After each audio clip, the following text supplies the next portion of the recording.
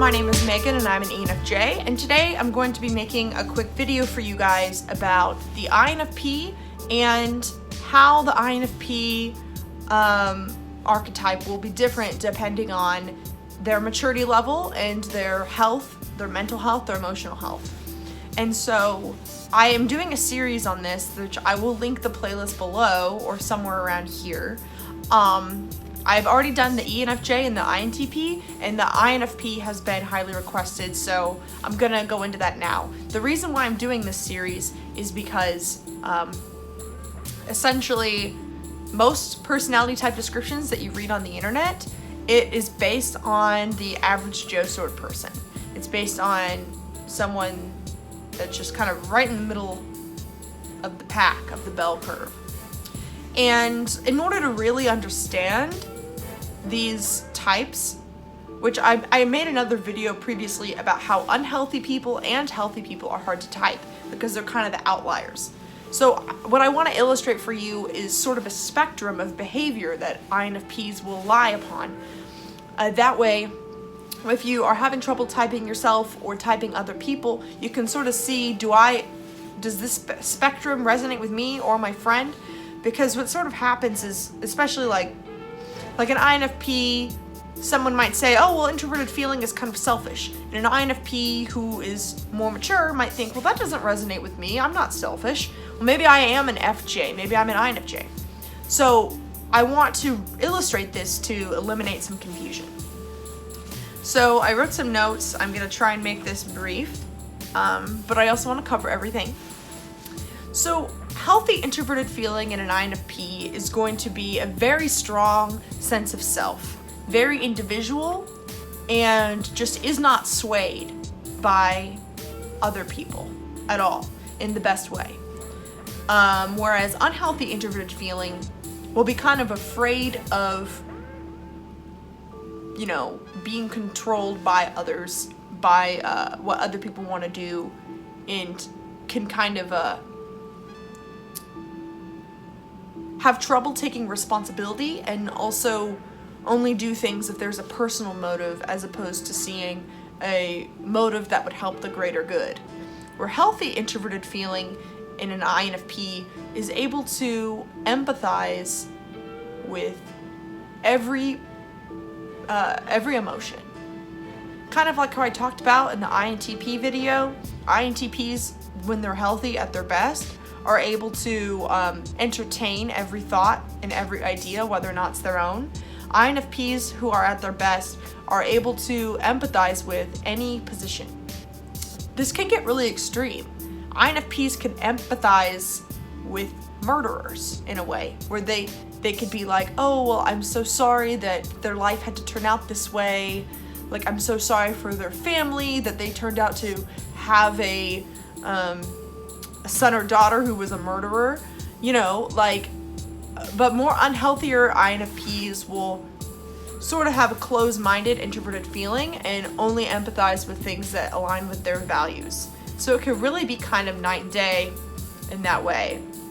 Unhealthy INFPs might have trouble empathizing with someone who has hurt them. I had a friend once who is an INFP who was saying, like, she wasn't unhealthy by any means, but she sort of mentioned how, like, one of her friends, like, she couldn't find her cat, and then her cat was underneath one of her friend's tires and caught it just in time right before, like, the friend was about to run over her cat. And my INFP friend was like, it's a good thing my friend didn't run over my cat, because I don't think I would have been able to get over it. I just would view that person as the person who killed my cat. And I remember being really confused by that, like, but it wasn't their fault. But INFPs, when they're more unhealthy, it doesn't matter if it was that person's fault. If that person hurt you, they wouldn't be able to get over it. Because INFPs are not as much about self-responsibility or individual responsibility. They care way more about impact and, I don't know. If someone triggers them or hurts them, even if they didn't mean to, that's really hard for an INFP. If someone accidentally killed your cat, then that's going to be really hard for an INFP to deal with, because they're going to see that person, and they're going to remember the pain of losing their cat, even if it has nothing to do with that person, even if that person just was stuck in a bad scenario. INFPs can be very emotional and sensitive like that, and unhealthier INFPs can really have trouble where they hold grudges onto people for a really long time that has hurt them. I know an INFP who one time thought that I hated them because of something, like I didn't like one of their Facebook posts or something like that. It was very small. With introverted feeling and introverted sensing, INFPs can grasp onto something that's very small that in the bigger picture doesn't really impact things, but to them they were sensitive to it, and they'll react to it, and they can hold a grudge on someone for something that is so small, because introverted feeling and introverted sensing can get this sort of tunnel vision about what they care about, as opposed to looking at what everyone cares about. But healthy INFPs have very strong boundaries, and they are able to love people even when they've hurt them, because they aren't as guarded. Where there's sort of this thing where all FI and TE users have to some extent, but INFPs, they have a guard up that is either, when they're healthy, a very healthy guard, which is, blocking out negativity from them so that they can sort of have their little bubble and live that way happily. Or when they're unhealthy, they don't know how to use that bubble, and so they block people out when they didn't necessarily do anything wrong, just because they hurt their little FI-SI sphere. They killed their cat. Oh no, you're out of my bubble. Or you said something that seemed controlling. All right, you're dead. You're dead to me. Unhealthy INFPs can definitely do this, where it's like, you're dead to me. Like, if you ever see those things on Facebook or whatever where people are like, I'm just cutting people out of my life like flies. Like, that kind of reminds me of like an INFP who has been burned and doesn't necessarily know who to trust, who not to trust, and so they just sort of will throw their guard up at you, like, sort of quickly, because they're not sure. But healthier INFPs have very, very strong boundaries, which is why they're able to be so unconditionally loving to everyone. INFPs that are healthy give with no expectations, and they attract miracles around them. When they're so authentically themselves and so true to their emotions, and they don't give in to niceties, and they don't give in to peer pressure, then they're so authentically themselves that they manifest and attract amazing things to come into their life. They have a very strong desire, and they're led by their hearts. And so that little bubble I talked about earlier, healthy INFPs will quite literally build their fantasy, their dream world around them, and they have this very magical aura that manifests things, just comes to them. And the trick for an INFP is that you have to get over your trust issues and your guard and your boundary thing that is just sort of messing with things, and know when to trust someone, when to not. And because INFPs can sort of fall in love really quickly and just sort of cling on to you, whether or not they actually are emotionally prepared for it, because they really need their alone time. And so they don't want to just attach to you really quickly and start giving to you and then forget about themselves. So, yeah. So that sort of fantasy land that I am saying could be a good thing, where they can attract everything into their little bubble and sphere. It also could be a bad thing, where an INFP can live in their own little world and have no idea how they impact others, take no responsibility for their action, provide no positive impact for the world, and just live as this sad, misunderstood unicorn just forever. And if those of you watching that, if that sounds painful, you don't have to be that forever. You're not bound to that. You might feel like that when you're sad, but that's not what you are. You're much more than that. Your dream world that you live in, when you're thinking about your crush that you want to get closer to, or your dream job, or things that you want to manifest into your life, All of those things are possible, or else you wouldn't even have the desire. And that's something I think that's really important for INFPs to realize, is that it might feel like you're cursed by that desire. You might feel like, well, why do it's almost like it can inhibit your action when you want something so deeply and you have such a strong desire that you know that if you act, it's going to be so painful. And INFPs are a lot of times afraid of rejection in that sense. And so a lot of times they just don't act, and they live in this world of passivity because they have such strong desire that they don't know how to act on. But if you're an INFP and watching this and you've ever felt stuck like that, you just have to trust your emotions. Healthy INFPs trust that I have this desire because I know that the universe is not effing with me. Like, I have this desire for a reason, so I'm gonna let myself feel it, and I'm going to go after it. And an INFP, you'll never be an ENFJ. You'll never be a person that is super going to initiate with their emotions.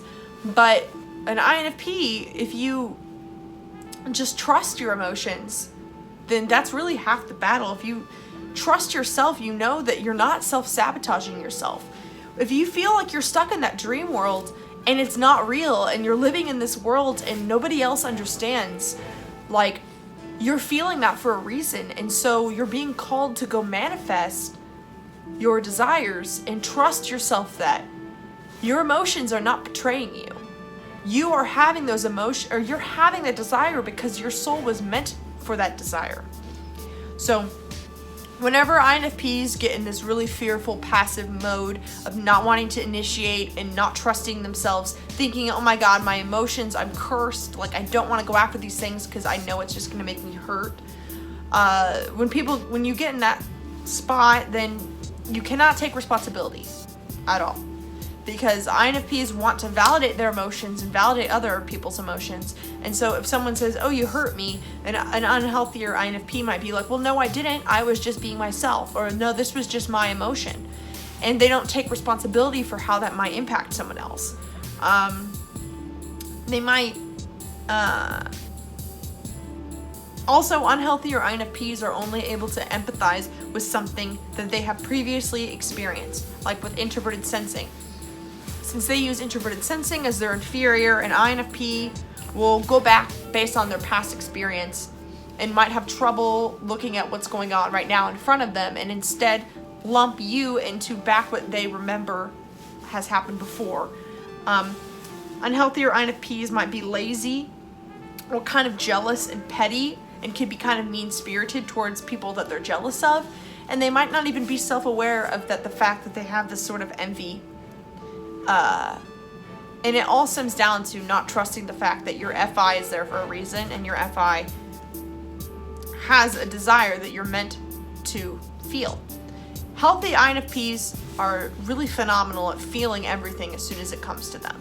If you're feeling sad, you let yourself process it. And that sort of emotional processing can really make INFPs have such a light energy and a light aura around them, because they can just get rid of their past trauma and just let go of it, and is able to move forward and be very agile, very adaptable. Whenever you let yourself process that, it's going to just move through you. And it might take time, and it might take your alone time, but it will move through you, and you will be able to manifest amazing things. Healthy INFPs, they will not stray from their values, and those things are very clearly defined priorities. And healthy INFPs won't feel pressure to express themselves unless they feel called to do so.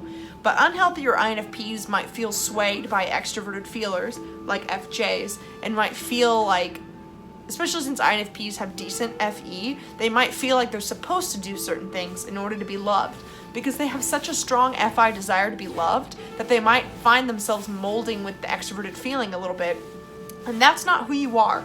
Who an INFP is not supposed to be doing what everyone else thinks and wants them to do.